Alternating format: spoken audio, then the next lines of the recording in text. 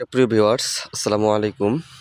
আপনারা যে কফির মতো গাছগুলো দেখতেছেন, মূলত এগুলো কোনো কফি না, এগুলো হচ্ছে তামাক।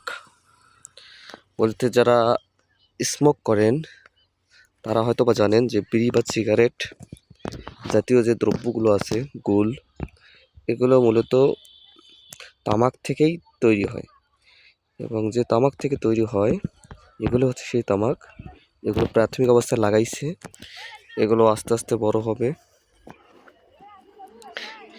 এটা নেশাজাত দ্রব্য হলেও গ্রামের কৃষকদের কাছে এটা হচ্ছে সোনার হরিণ।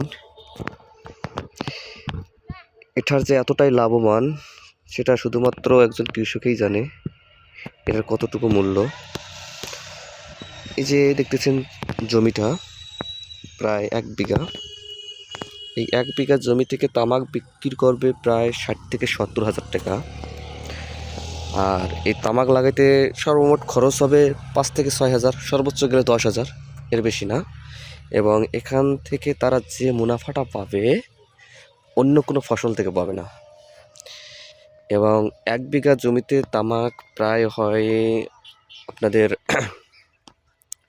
12 মণ 13 মণ এরকম হয় যদি ভালো তামাক আবাদ হয়।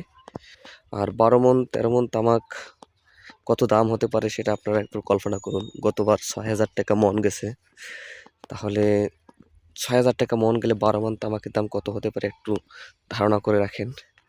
এবার যদিও একটু তামাকের দাম কম যেতে পারে, কারণ তামাকের আবাদটা একটু কমে গেছে, তামাকের আবাদটা একটু বেড়ে গেছে। তো এটা হচ্ছে আমাদের উত্তরবঙ্গের লোকদের সোনার হরিণ। এই যে পাশেই দেখেন আলু লাগাইছে, তবে আলুর থেকেও গুরুত্বপূর্ণ হচ্ছে তামাকটা। খাটুনি আছে তামাকে, প্রচুর পরিশ্রম করতে হয়। যেমন খাটনি আছে বা পরিশ্রম আছে, দিন শেষে যে একটা মুনাফা পাওয়া যায় তা দিয়েই কৃষকদের মনের মধ্যে একটা হাসি ফোটে এবং সব ক্লান্ত দূর হয়ে যায়। তো ভালো থাকবেন। আসসালামু আলাইকুম।